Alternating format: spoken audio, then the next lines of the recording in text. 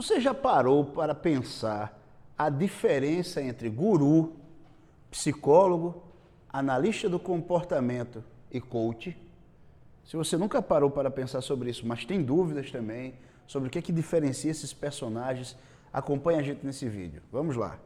A diferença entre coach, analista do comportamento, psicólogo e guru.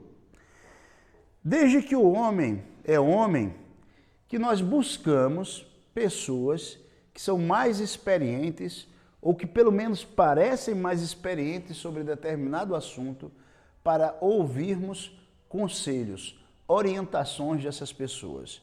Buscamos pessoas que dizem ter desenvolvido alguma técnica especial ou alguém que está fora da situação problema para nos auxiliar nesse processo. Mas o que muda nessa perspectiva de guru, de analista do comportamento, de psicólogo ou de coach?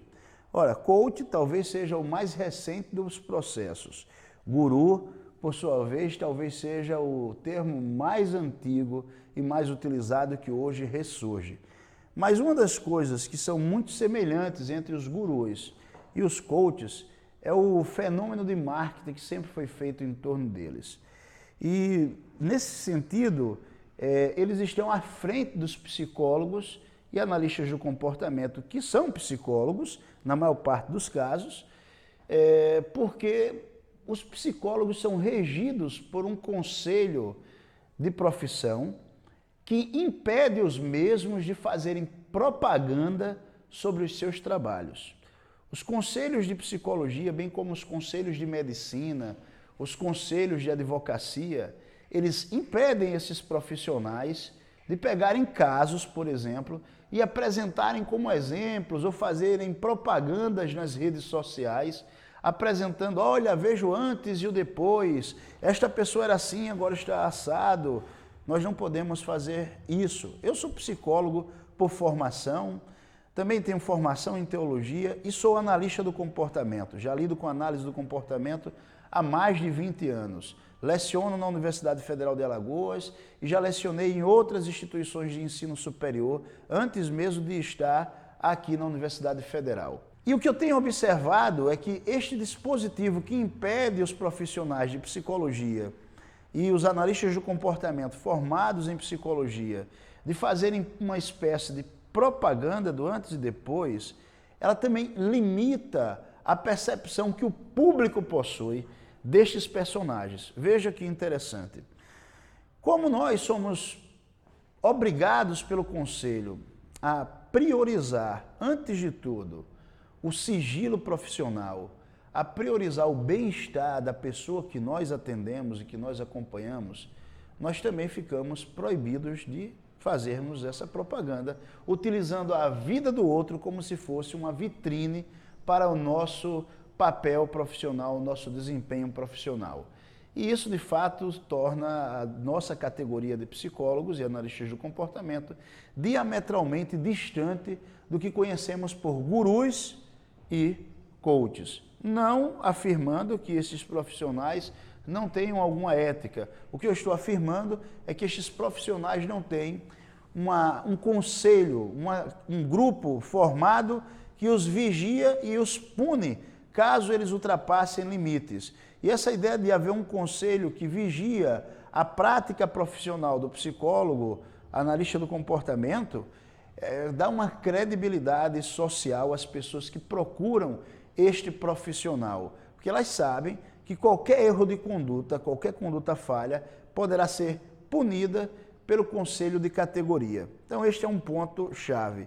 Mas um outro detalhe é que devido a haver essa vigilância profissional sobre a atuação do psicólogo, o profissional de psicologia também, ele não vai fazer promessas sobre tratamentos, ele não vai colocar métodos que não são cientificamente comprovados em questão. É bem verdade que temos os maus profissionais e temos também profissionais de psicologia, mesmo com a existência desses conselhos que vigiam, que misturam, por exemplo, religião e os seus sistemas de crença particular para intervir nos seus clientes. Mas isso não é certo. É bem verdade também que muitos profissionais de psicologia se utilizam de métodos duvidosos e que não são cientificamente comprovados, ou de modelos científicos que não se encaixam no modelo de ciência tradicional. Mas com tudo isso, a existência de um conselho regendo esta categoria profissional, ainda assim, dá muito mais confiabilidade e a certeza de que se alguma coisa pular fora, estes profissionais podem ser penalizados e responder por isso. Então vamos agora para a ideia do guru, né? Guru, o que é um guru? O guru é um termo, na verdade, muito utilizado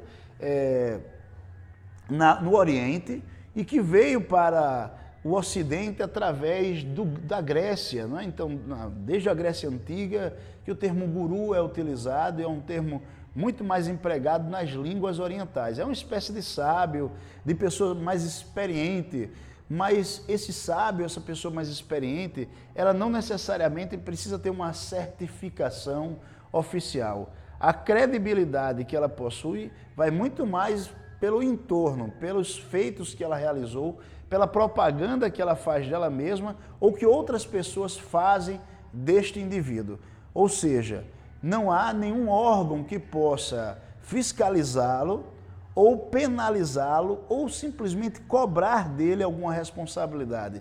Não há nenhuma garantia para o público de que existe um método cientificamente comprovado no emprego das práticas que esta pessoa faz, tentando auxiliar uma outra pessoa em alguma dificuldade comportamental ou em alguma dificuldade na condução da sua vida. Esta é, de fato, uma grande diferença entre o profissional de psicologia. Sobre o coach, nós podemos dizer exatamente a mesma coisa. O fenômeno do coach começou a partir de um desenvolvimento de um psicólogo chamado Martin Seligman, um psicólogo norte-americano, que criou a psicologia positiva.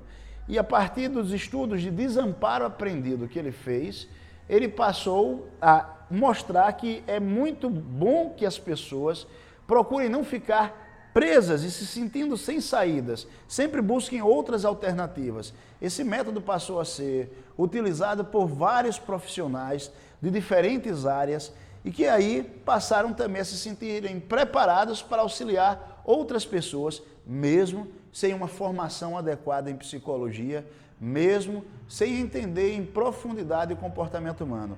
Isso também atraiu uma sarta de pessoas que não conseguiu um bom desempenho profissional ou sucesso profissional nas suas áreas particulares e passaram a se vender como coach. Quase sempre o discurso é o mesmo. Eu fui sempre muito bem sucedido na minha área e senti que deveria ajudar as pessoas, que eu deveria correr para ajudar as pessoas. E aí, sem estudar psicologia, sem aprofundar uma filosofia do comportamento humano, essas pessoas fazem uma formação, geralmente uma formação rápida, no máximo uma formação que não dura mais de 2 anos, e aí se metem automaticamente a entender do comportamento humano e tentar encontrar soluções, quase sempre com fórmulas mágicas, com fórmulas prontas, que deram certo em um lugar e automaticamente tentam transferir para outra situação, às vezes sem perceber as nuances e os detalhes que podem modificar por completo a dinâmica comportamental. Abraçar qualquer uma dessas duas situações é sempre muito mais atrativo do que, de fato, fazer um tratamento com um profissional de psicologia sério. Porque o profissional de psicologia sério, ele não vai utilizar fórmulas prontas que parecem ser extremamente motivacionais, empolgantes e parecem apresentar respostas rápidas para os problemas. Isso é mais ou menos como confiar no conselho dos seus pais, que mesmo errando, procuram oferecer o melhor para vocês, ou acreditar no conselho daquele amigo que surgiu, caiu de paraquedas repentinamente e diz que rapidamente vai ter uma solução para os seus problemas. É bem verdade que existem amigos sérios, assim como também existem gurus e coaches que são sérios. Mas os coaches que geralmente empolgam e os gurus que geralmente empolgam muito são aqueles que você não conhece, que aparecem muito de repente e que parecem ter solução para todos os problemas e que sabem fazer uma ótima propaganda sobre si mesmo. Isso é o contrário do que a psicologia, na sua prática, geralmente executa. Nós não fazemos propaganda sobre nós mesmos, nós trabalhamos a partir de um estudo sério que fazemos da ciência do comportamento. Estudos que abordam desde o comportamento animal, a estudar muita filosofia humana, a estudar também experimentos com animais e seres humanos, a fazermos prática clínica durante muitos anos, para só a partir daí podermos buscar, junto com você, a melhor orientação para a situação em que você se encontra. Espero que seja muito bem entendido e que não provoque rancores das pessoas, porque percebo que muitas vezes as pessoas falam muito mal dos coaches ou muito mal dos gurus simplesmente por inveja e por não conseguirem o sucesso que esses profissionais conseguem. Então, de olho também os profissionais de psicologia para não se deixarem levar pela inveja, que é algo muito menor. Vamos ser sérios e trabalhar sério também com as pessoas. Um forte abraço e até o nosso próximo vídeo. Não esquece de curtir e de se inscrever no canal. Um abraço.